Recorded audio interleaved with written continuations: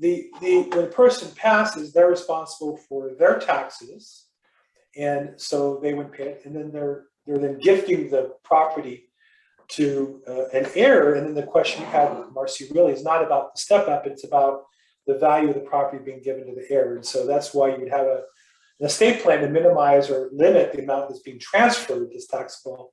But I don't think we're really talking about the value of the property. The step up has to do with the estate, how it's considered before they pass, and they're going to pay taxes based on their experience. But the question you really ask is how do you minimize the transfer of the assets afterwards, and that's why you might want to meet with an attorney or April to talk about that in detail.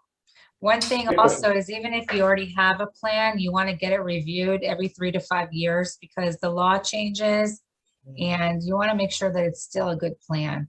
So a plan that you did 10 or 15 years ago may not be the right plan for you today. So that's really important. Sometimes I'll talk to clients and they say, oh, I already have an estate plan. Well, how long ago did you do it? Oh, when we got married 20 years ago. Well, you should probably have it looked at just to make sure. Because we oftentimes reminding me that the old law in mind. Well, there's changes in law. Yeah. There's changes in court decisions, and there's changes in your life, right? Like in my case, when we drew up our estate plan, my brother and sister were the natural people to handle these. Now I have an adult daughter and an adult son-in-law that we have a great relationship with to make sense. And so it's my daughter and son-in-law just had a baby. So now who's going to be in charge of making those decisions? And everybody gets along today. Nobody has a disagreement, but nobody has a disagreement until they have a disagreement. When they have a disagreement, that's where things wherever money is involved. Absolutely. I would say that you throw money in the pot, you leave it there long enough, somebody's going to get upset about something. And so that's why you want things handled efficiently and quickly. The longer these things get drawn out, whether it be a trust or a probate, so just inevitably somebody has another opinion, there's some hard feelings. The next thing you know, it's kind of like a hockey fight. They throw the gloves down, hire attorneys, and jump in the middle of the ice and start throwing punches. So you mentioned about the importance of reviewing a trust. How about funding the trust? How many people do you know have created a trust and either forgot to put the assets in the trust, or they acquired assets later outside the trust, or they took it out to refinance to put it back in? How often does that happen? And is that a reason why you should get it checked every 5 years? A lot. That's why you got to review your assets every so often, make sure they're all in the name of the trust. Like you just mentioned, 3 very common mistakes is taking your asset outside the trust to doing a refinance because the lender requires that, and then forgetting to put it back in to redeed it to the trust.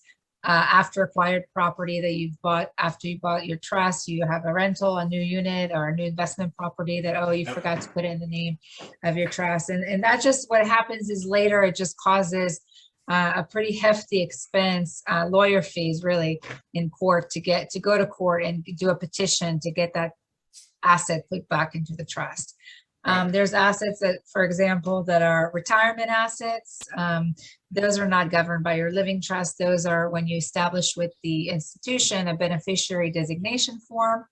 And sometimes, you really have to go through every few years and make sure that whoever you listed when you first opened the account is still who you want, because there's definitely been cases where a couple was married, lovely marriage for 10 years, and husband died and wife was shocked to find out that his ex-wife, his first wife, was listed as a beneficiary and not the second wife. And the first wife received $500,000. And there's nothing you can do about that because she was legally the beneficiary. So you want to make sure that you've cleaned that up and that you're leaving it to whoever you really want it to go to. Yeah, I used to go to probate court every day pre-COVID, and every day there was somebody, an ex-wife who claimed that she and the husband got remarried and she wanted half the property as a result. There was the woman who lived with a guy and never was married, said she was married, who claimed to have half of it. There was a lady who was taking care of the cats and dogs and said that she had a life estate to live there forever. It's just an amazing parade of people with claims, particularly if you just have a will or don't have a will, and then that makes it much easier versus an estate.